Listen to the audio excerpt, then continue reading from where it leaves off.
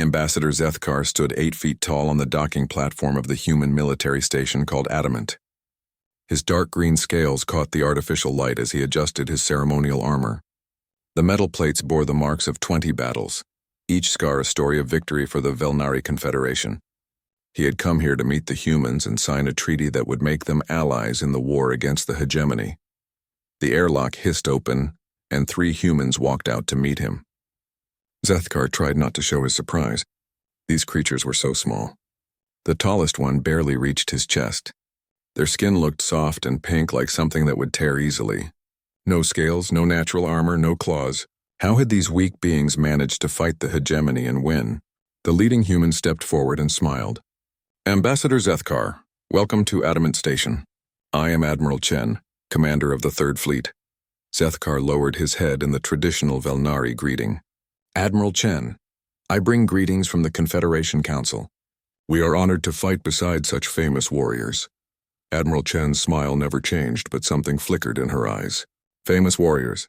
Yes, I suppose that's one way to put it. Please come with me. We have much to discuss. As they walked through the station's corridors, Zethkar studied the humans around them. They moved with purpose, but there was something in their faces that made him uncomfortable. Their eyes seemed to look at things that weren't there. They carried themselves like soldiers, but not like any soldiers he had ever seen. In the Velnari military, warriors walked with pride. They showed their strength openly. They laughed and told stories of their victories. These humans were quiet. They spoke in low voices and watched everything around them with careful eyes. Your station is impressive, Zethkar said as they entered a large conference room. The walls were covered with star maps and tactical displays. How many warriors do you command here? About 50,000 personnel, Admiral Chen replied, gesturing for him to sit. The chair creaked under his weight. Though we don't usually call them warriors. They're soldiers, marines, technicians, doctors. Each one serves a purpose, Zethkar nodded. This made sense. Even the Velnari had support troops. But something about the way she said it bothered him. In Velnari culture, there was a clear difference between warriors who fought and those who supported them. Warriors held the highest honor, but Admiral Chen spoke as if all her people were the same. Tell me about your recent victories against the hegemony, Zethkar said. We have heard stories, but we would like to hear the truth from you. Admiral Chen was quiet for a moment. She looked at the star map on the wall. What exactly did you hear? That you defeated 3 hegemony fleets in the Proxima sector. That you saved the colonies there from destruction. That you fought with great courage and skill. We did stop the hegemony forces, Admiral Chen said slowly. We saved the colonies. Whether it was courage, and she paused. I suppose that depends on how you define courage. Zethkar frowned. This was not how a Velnari commander would speak of victory. Where was the pride? Where were the boasts and the glory? You are too modest, Admiral. Victory speaks for itself, does it? Admiral Chen touched a control panel and the star map changed.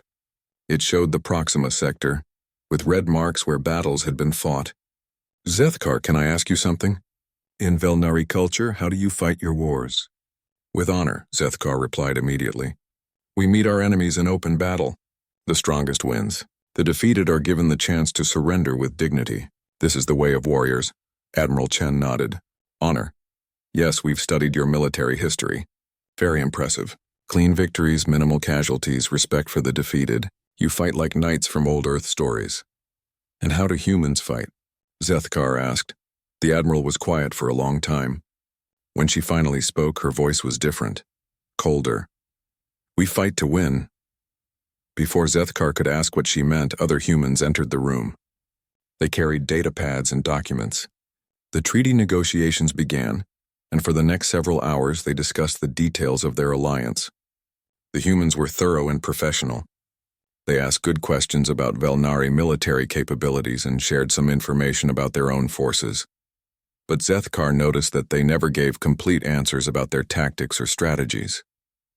When he asked direct questions about how they had won their recent battles, they gave vague responses about operational flexibility and adaptive strategies. As the day ended and the treaty was signed, Admiral Chen walked with him back to the docking bay. Ambassador, you're welcome to return to your people now. The treaty is complete. Actually, Zethkar said, I would like to request permission to accompany your fleet as an observer.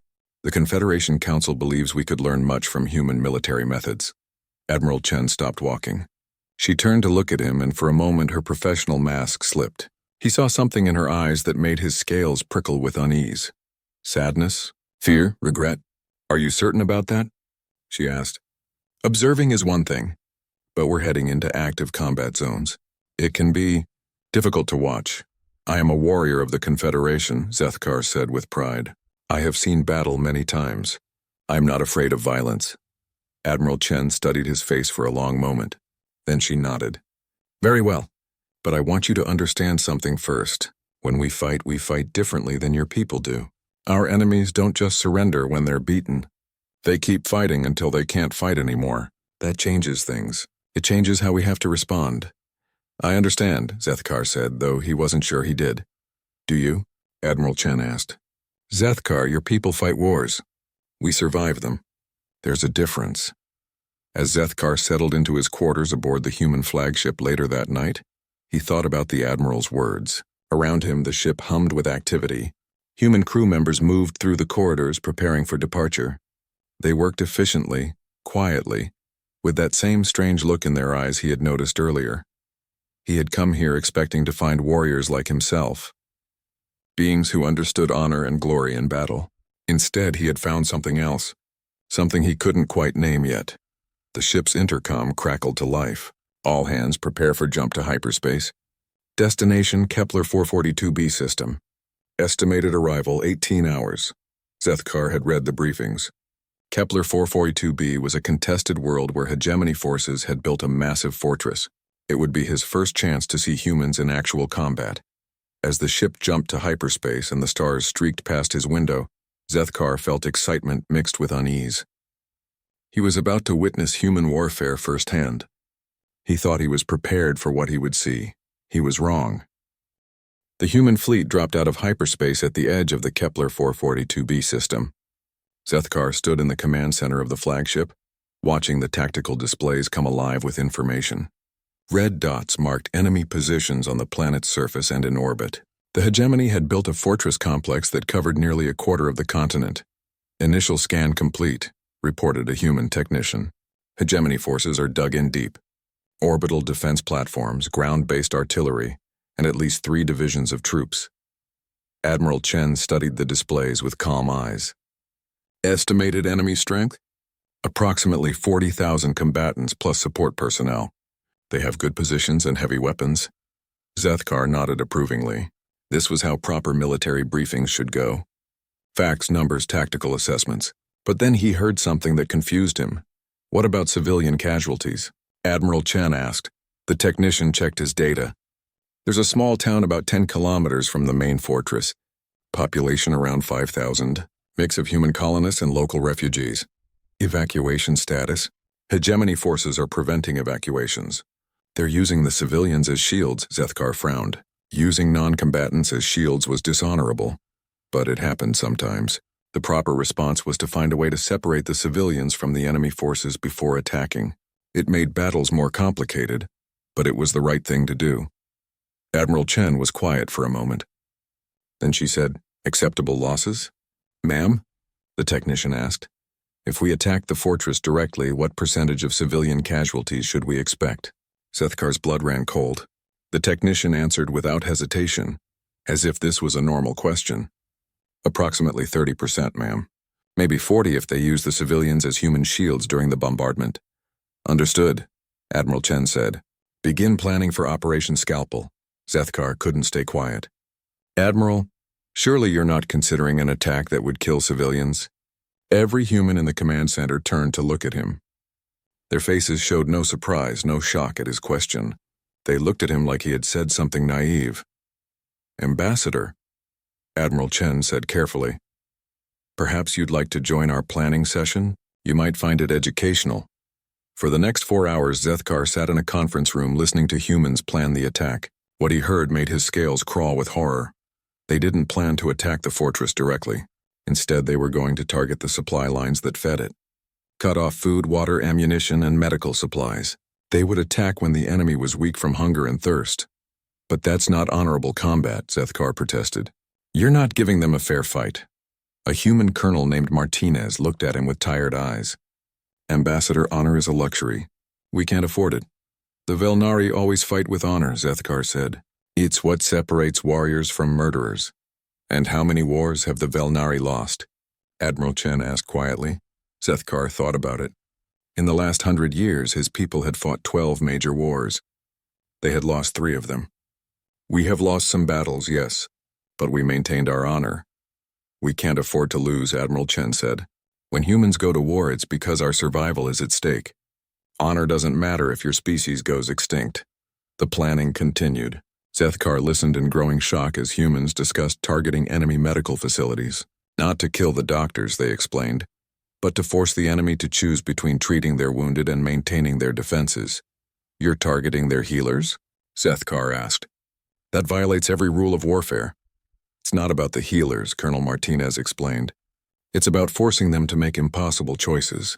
Do they keep their soldiers fighting, or do they try to save the wounded? Either choice weakens them. This is monstrous, Zethkar said.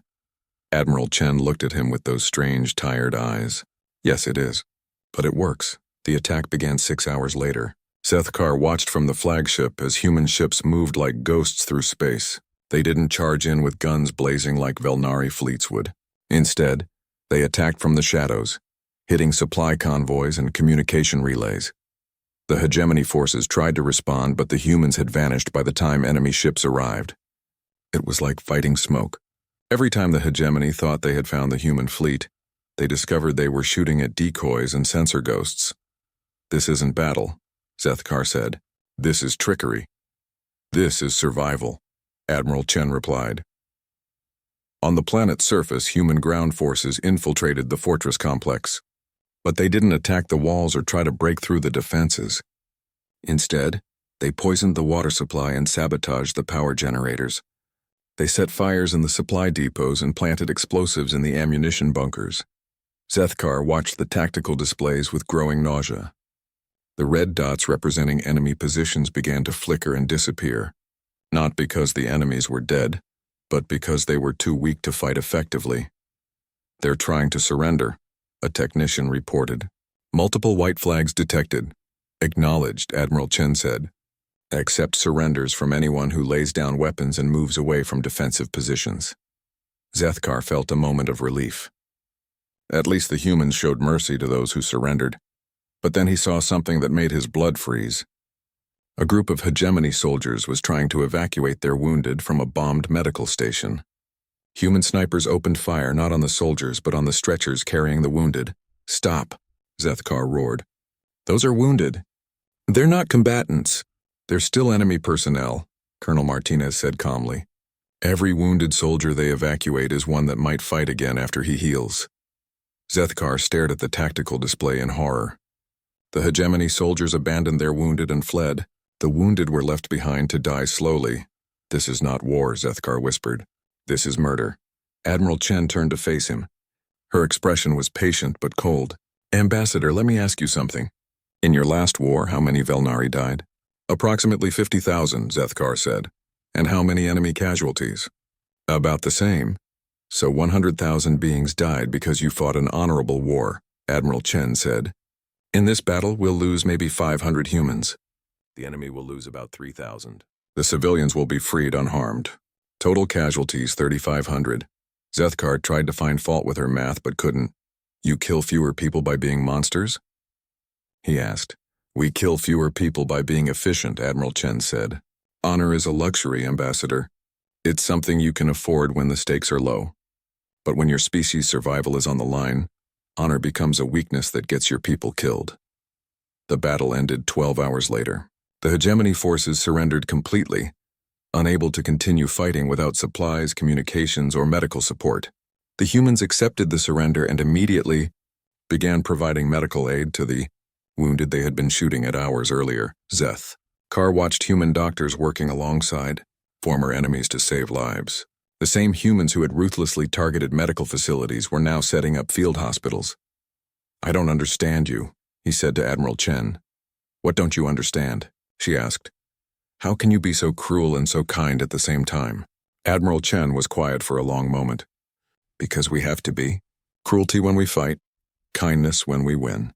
It's the only way to end wars quickly and keep them from starting again.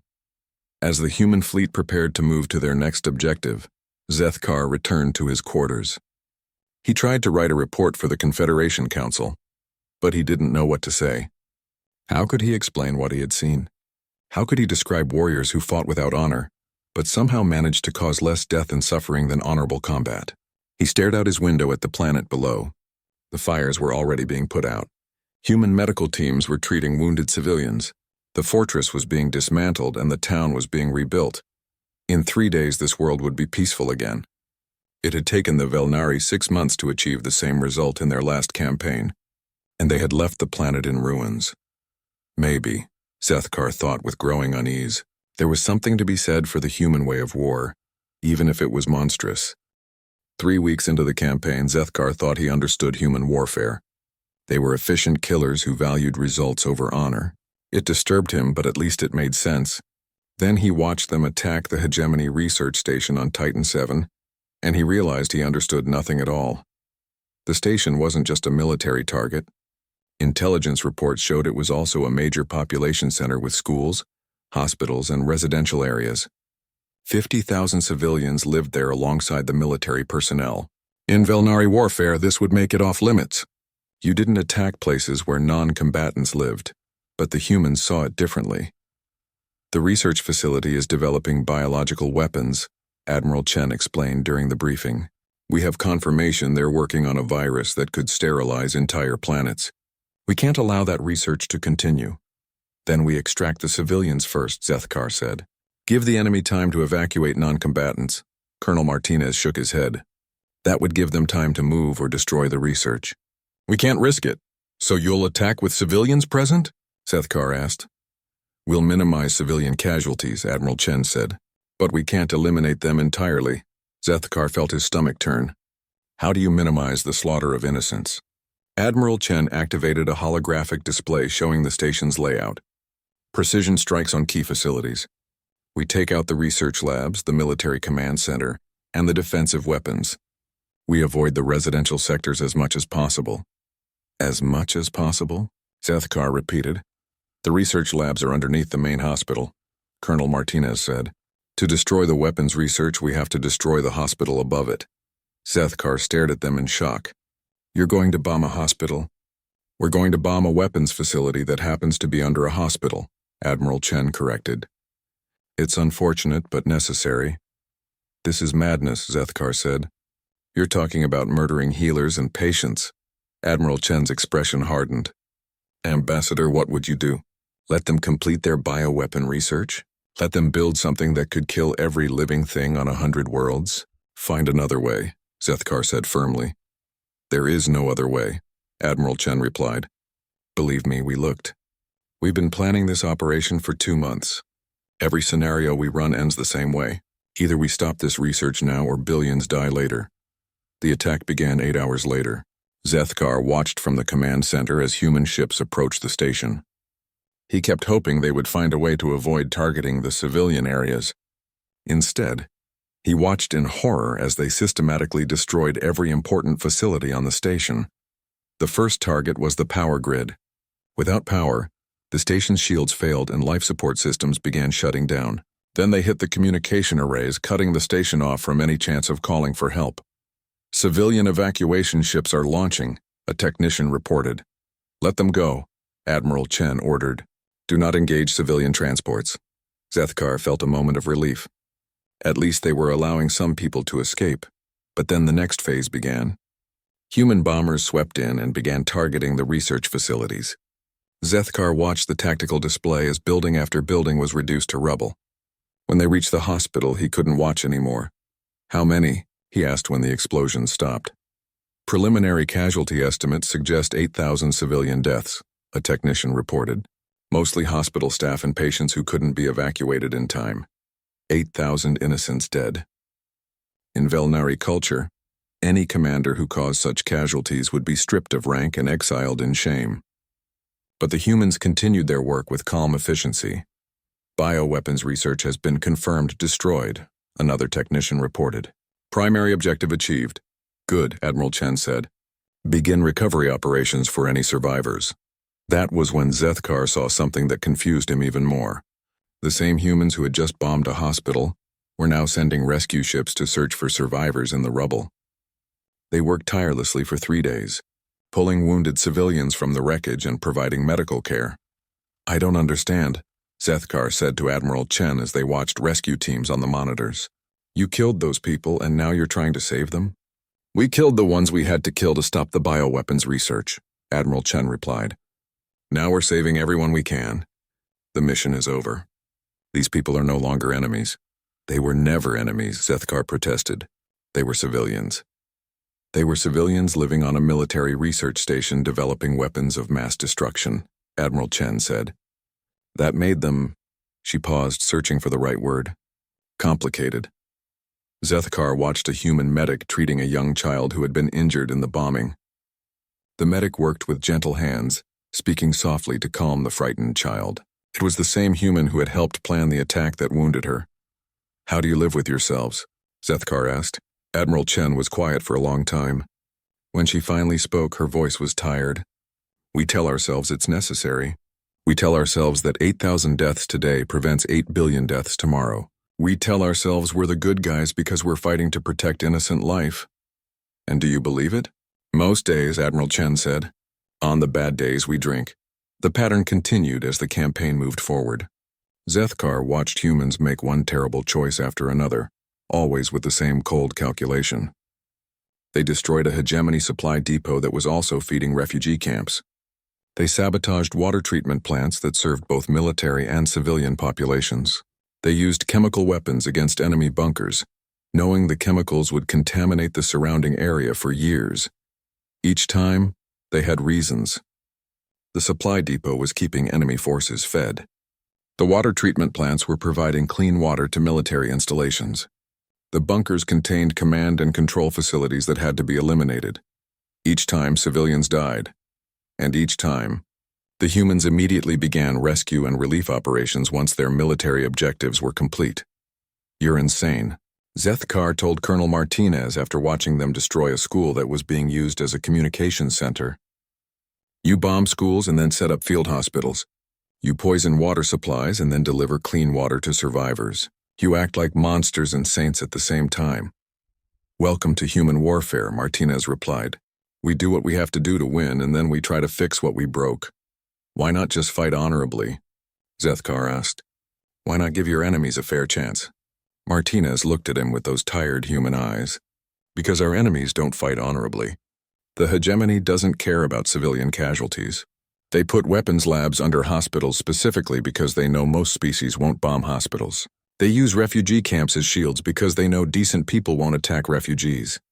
So you become indecent to fight them?" "We become effective," Martinez said. "If we fought honorably, we'd lose. And if we lose, the hegemony conquers everything. They don't just kill their enemies, Ambassador. They wipe out entire species. They turn planets into slave worlds. They commit genocides for fun." Zethkar had read the intelligence reports. He knew Martinez was telling the truth. The hegemony was everything evil about warfare concentrated into one force. They had destroyed dozens of species completely. They took prisoners only to torture them. They used bioweapons not just to win battles but to make their enemies suffer. "So you became monsters to fight monsters?" Zethkar asked. "We became whatever we needed to become to win," Martinez said. "Because losing isn't an option. When your choice is between being a monster and watching your species go extinct, you choose to be a monster." That night, Zethkar tried again to write his report for the Confederation Council. He stared at the blank screen for hours trying to find words to describe what he had seen. How could he explain that humans caused massive civilian casualties and then worked tirelessly to heal the wounded? How could he describe warriors who broke every rule of honorable combat, but somehow caused less total suffering than traditional warfare? He thought about the bioweapons research they had destroyed. If that research had been completed, it could have killed billions of people across hundreds of worlds. 8,000 civilians had died to prevent that. Was that a fair trade? In Velnari mathematics, it was simple. 8,000 deaths to prevent 8 billion deaths was obviously the right choice. But Velnari commanders would never have made that choice in the first place. They would have found another way, or they would have accepted the risk rather than stain their honor. But then billions would die. Zethkar finally began typing his report. He wrote about human tactical efficiency and their advanced technology. He described their willingness to accept heavy casualties to achieve their objectives. He mentioned their complex supply chains and their excellent medical care for wounded allies. He didn't write about the bombed hospitals or the poisoned water supplies. He didn't mention the children pulled from rubble or the schools turned to ash. He couldn't find words for the things that really mattered. How do you describe a species that fights wars by breaking every rule of war? How do you explain people who commit atrocities to prevent greater atrocities? The message came through on emergency channels at 0347 ship time. Zethkar was awakened by alarms and the sound of running feet in the corridors. When he reached the command center, he found the human crew in a state he had never seen before. Their usual calm efficiency had been replaced by something cold and deadly. "What's happening?" he asked Admiral Chen. Her face was carved from stone. The hegemony captured the medical ship Mercy. It was evacuating wounded from the Centauri battle zone. 300 patients, 50 doctors, 100 support staff. Zethkar felt his scales ripple with unease. Medical ships were protected under galactic law. Attacking them was considered one of the worst war crimes possible. Even the most brutal species respected the medical neutrality protocols.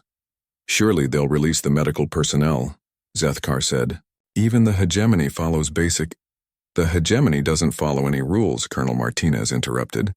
His voice was different, colder than Zethkar had ever heard it. "They're demanding we withdraw from 3 star systems in exchange for the release of 50 doctors. They're keeping the rest as permanent prisoners." "That's barbaric," Zethkar said. "But you'll negotiate, surely. Medical personnel are non-combatants." Admiral Chen turned to look at him, and Zethkar took an involuntary step backward. Her eyes held something he had never seen before. Not anger, not hatred, something much worse. "Ambassador," she said quietly, "you're about to see why other species are afraid of humans." The response was swift and terrible. Within 6 hours, every human ship in the sector had changed course. They weren't heading toward the captured medical ship or the hegemony fleet that held it. Instead, they were spreading out across 3 star systems, hunting. "What are they looking for?" Zethkar asked. "Every hegemony soldier, officer, and official who was involved in the capture of the Mercy," Admiral Chen replied. "We're going to find them all." "To negotiate for the hostages' release?" Admiral Chen's smile was like looking into an open grave. "No, to kill them." What followed was unlike anything Zethkar had ever witnessed. The humans didn't just hunt the hegemony forces responsible for capturing the medical ship. They hunted everyone connected to those forces. They tracked down supply ships that had refueled the attacking fleet. They found the commanders who had given the orders. They located the bureaucrats who had processed the paperwork, and they killed them all. It wasn't battle. It was execution. Human ships appeared out of nowhere, destroyed their targets with surgical precision, and vanished before reinforcements could arrive. They didn't take prisoners. They didn't accept surrenders. They didn't give warnings. "This is madness," Zethkar told Admiral Chen as reports poured in. "You're starting a massacre over one medical ship." "We're sending a message," Admiral Chen replied. "Touch our healers and we will find you. It doesn't matter where you hide or how long it takes. We will find you and we will kill you." The hunt continued for 72 hours. In that time, human forces destroyed 18 hegemony ships, eliminated 4 command posts, and assassinated 12 high-ranking officers. They tracked down enemies across 3 star systems with relentless efficiency. But the worst part wasn't the killing. The worst part was how they broadcast it. Every execution was recorded. Every death was transmitted across hegemony communication networks.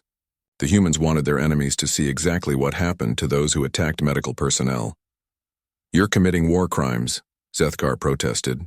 "Broadcasting executions is forbidden under galactic law. So is attacking medical ships," Colonel Martinez replied. "They started this. We're finishing it." The message that went out with each broadcast was simple. "This is what happens when you touch our healers.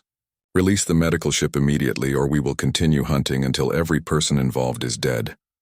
The hegemony responded exactly as Zethkar expected them to. They executed 10 doctors in retaliation and broadcast those deaths across human communication networks. The human response was swift. Within hours, they had tracked down the hegemony commander who had ordered the executions. They didn't just kill him. They captured him alive, dragged him aboard a human ship, and held a trial that lasted exactly 1 minute. The trial was also broadcast. The commander was found guilty of war crimes and sentenced to death. The execution was carried out immediately on camera and transmitted to every hegemony base in the sector. But they weren't done. The humans hunted down every soldier who had participated in the doctor's executions. They found the technician who had operated the broadcast equipment. They located the guards who had held the prisoners. They tracked down the officer who had opened the airlock to space the bodies. All of them died. "Stop this," Zethkar begged Admiral Chen. "You're becoming the very monsters you claim to fight against." "Are we?" Admiral Chen asked. "The doctors they killed were treating wounded hegemony prisoners. They were saving the lives of enemy soldiers, and the hegemony murdered them for it. That doesn't justify—" "It justifies everything," Admiral Chen interrupted. "Those doctors died because they showed mercy to our enemies. They died because they followed their oath to heal all who needed healing. If we don't avenge them, if we don't make it clear that touching our medical personnel means death, then every doctor and nurse in the fleet becomes a target." The hunt expanded. The humans didn't just target those directly involved in the capture and execution of medical personnel. They went after anyone who had given orders, anyone who had provided support, anyone who had known about the operation and failed to stop it. "How far up does this go?" Zethkar asked as he watched human forces track down increasingly high-ranking hegemony officials. "All the way to the top," Admiral Chen said. "We've identified the sector commander who authorized the attack on the medical ship. He's next." "He's probably defended by thousands of troops," Zethkar said. "Doesn't matter. The attack on the hegemony sector headquarters was surgical in its precision. Human forces bypassed all the defensive installations and military targets. They didn't engage the thousands of troops defending the base. Instead, they used stealth technology to penetrate the command bunker and extract one man.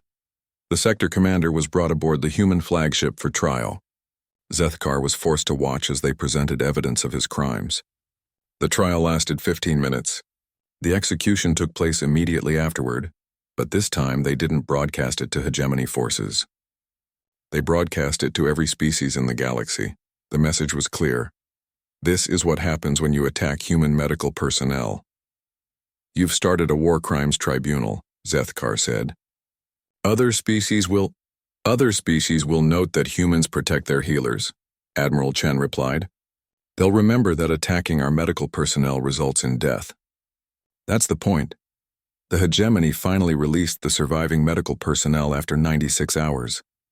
Of the 450 people who had been captured, 230 were returned alive. The rest had been executed as examples. The human response was immediate. They didn't just continue hunting those responsible for the murders. They tracked down everyone who had been present when the executions took place. Guards, technicians, officers, even cleaning staff who had been ordered to dispose of the bodies. All of them died. "When does it end?" Zethkar asked. "When we've killed everyone who was involved," Admiral Chen replied.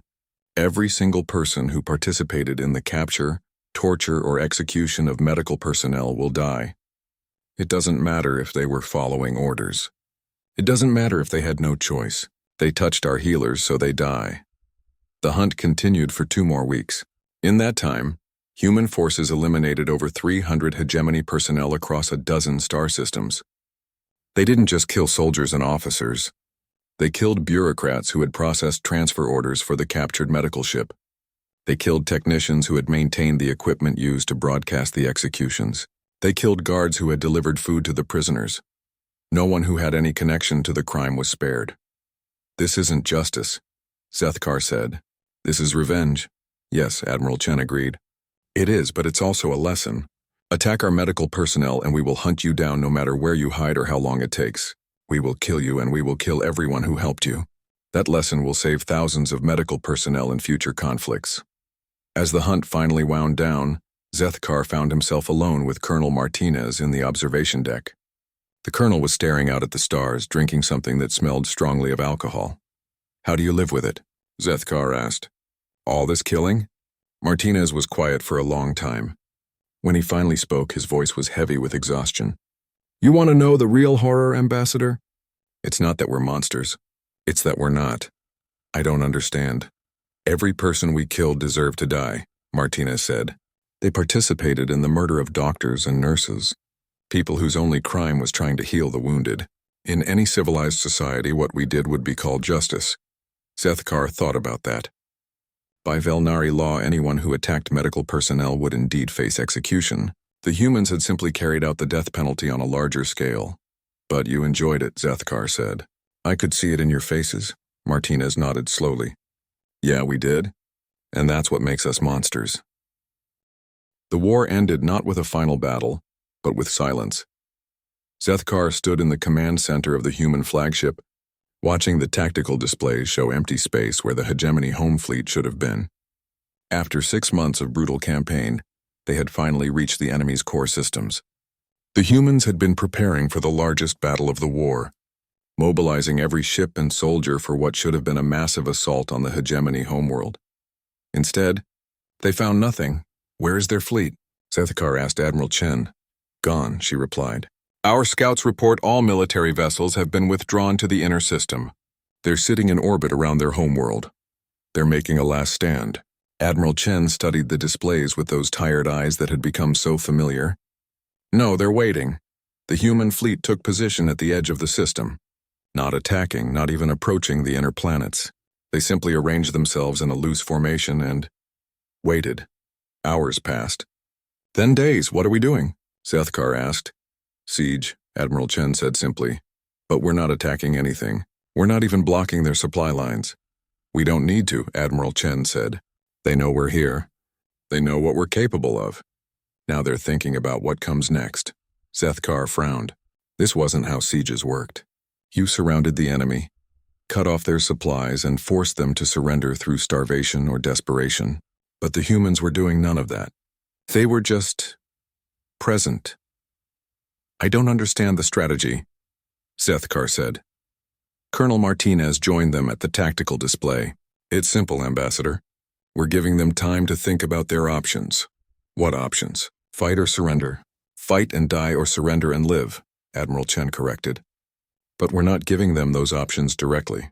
We're letting them reach that conclusion themselves. On the second day of the siege, hegemony ships began moving in the inner system. Zethkar watched the displays as enemy vessels arranged themselves in defensive formations around their homeworld. They're preparing to fight, he observed. They're considering it. Admiral Chen agreed. But they're also thinking about what happened to every other hegemony force that fought us. Zethkar understood. Over the past 6 months, he had watched human forces systematically destroy every major hegemony fleet. Not just defeat them, but eliminate them so completely that survivors were rare. The few hegemony forces that had managed to escape had spread stories about human tactics throughout their space. Stories about humans who fought without honor, who targeted civilians, who hunted down enemies across multiple star systems for revenge. Stories about warriors who became monsters when their healers were threatened. On the third day, something changed. Hegemony civilian ships began leaving the homeworld system, not military vessels or armed transports, but passenger ships and cargo freighters carrying families and personal belongings. Evacuation? Zethkar asked. Preparation, Admiral Chen said. They're moving non-combatants out of the system before the fighting starts. But the fighting didn't start. The human fleet continued to wait, motionless at the edge of the system like a sword hanging over the enemy's head. On the fourth day, more civilian ships departed. Then more. Soon there was a steady stream of refugee vessels fleeing the system. You're scaring them into abandoning their own homeworld, Zethkar realized. We're giving them the opportunity to save their families, Admiral Chen said. The alternative is to watch those families die when we attack. But you haven't threatened to attack civilians, Zethkar pointed out. Admiral Chen looked at him with an expression that was both sad and terrible. Haven't we? After everything they've seen us do, do you think they believe we'll distinguish between military and civilian targets when we assault their homeworld? Zethkar thought about the bombed hospitals, the poisoned water supplies, the schools turned to rubble. The humans had always claimed these were military necessities, collateral damage in pursuit of legitimate targets. But from the outside, looking at the pattern of destruction, what would it look like? It would look like humans killed anyone who got in their way. You're using your reputation as monsters, Zethkar said. We're using our reputation as effective killers, Admiral Chen corrected. The hegemony knows that when humans come to their homeworld, millions will die. They can choose to evacuate those millions, or they can choose to watch them burn. On the 5th day, hegemony military vessels began leaving the system, not fleeing, but escorting civilian evacuation ships to safety. The enemy was stripping away everything worth protecting before the humans arrived. "This is brilliant," Zethkar admitted reluctantly. "You're making them cooperate in their own defeat." "We're giving them the chance to survive," Admiral Chen said. "Most species, when faced with extinction, choose to live." By the 7th day, the hegemony homeworld system was nearly empty. Only military vessels remained, arranged in a final defensive formation around their planet. But even those ships seemed different now. They weren't positioned for attack or even effective defense. They were positioned for ceremony. "Incoming transmission," a technician reported. "It's from the Hegemony High Command." Admiral Chen nodded. "Put it through." The holographic display showed a Hegemony general, his uniform crisp but his face haggard. When he spoke, his voice carried the weight of defeat. "Human fleet, this is General Vexthon of the Hegemony Defense Force. We wish to discuss terms." "No terms," Admiral Chen replied immediately. "Unconditional surrender or we attack." The general's face twisted with pain. "You would slaughter civilians?" "There are no civilians left in your system," Admiral Chen said calmly. "You evacuated them, very wise. This is now a purely military engagement." General Vexthon was silent for a long moment. "What guarantee do we have that you won't hunt down our people after we surrender?" "The same guarantee you gave the species you conquered," Admiral Chen said. "None." But then her expression softened slightly. "However, if you surrender unconditionally and provide full cooperation in dismantling your military infrastructure, human forces will not pursue refugee populations. Your species will be allowed to survive on colony worlds outside this sector." "Exile," the general said. "Life," Admiral Chen corrected. The surrender came 2 hours later, unconditional, complete, and broadcast across the entire galaxy. The hegemony, which had terrorized hundreds of worlds and exterminated dozens of species, simply gave up. No final battle, no desperate last stand, no glorious death in combat. They surrendered because they were afraid of what humans would do to them. As Zethkar watched hegemony ships powering down their weapons and broadcasting surrender codes, he felt a chill run through his scales. This was worse than all the bombing and killing he had witnessed. This was the entire species surrendering because they were too terrified to fight. "They chose to live," Admiral Chen said, as if reading his thoughts. "You terrorized them into submission," Zethkar replied. "We gave them the choice between certain death and possible survival. They made the rational decision." In the weeks that followed, Zethkar watched the systematic dismantling of the hegemony war machine. Human forces didn't just destroy military installations. They cataloged and confiscated every piece of technology, every weapon design, every strategic plan. They documented every war crime and prepared evidence for future tribunals. But they also did something unexpected. They provided medical care for wounded hegemony soldiers. They distributed food to civilian populations on occupied worlds. They began rebuilding infrastructure that had been damaged in the fighting. "You're helping them," Zethkar observed as he watched human engineers repairing a water treatment plant on a former hegemony world.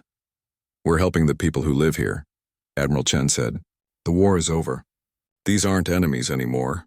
They're just people trying to survive. But yesterday you were willing to bomb their hospitals.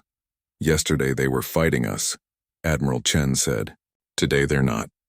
The situation has changed, so our response changes too." As his time with the human fleet came to an end, Zethkar found himself in Admiral Chen's office, trying to write his final report. The Admiral sat across from him, reading through operational summaries from the campaign.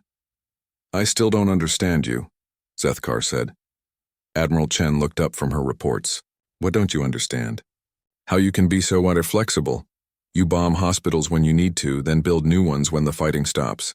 You hunt down enemies across star systems for revenge, then provide medical care to their wounded. You terrorize an entire species into surrender, then help rebuild their civilization." Admiral Chen was quiet for a moment. "Ambassador, can I ask you something? How many people died in this war?" Zethkar checked his notes. "Approximately 2 million military casualties, maybe 500,000 civilians. And how long did it last?" 8 months, Admiral Chen nodded. "The war between the hegemony and the Alteran Republic lasted 12 years, and killed 800 million people. The Hegemony Centauri conflict ran for 15 years and eliminated 3 entire species. When we fight the way your people would consider honorable, wars drag on for decades and kill billions. She stood and walked to the window, looking out at the stars. When humans go to war, we don't fight for honor or glory or to prove our strength. We fight to end the threat permanently and quickly.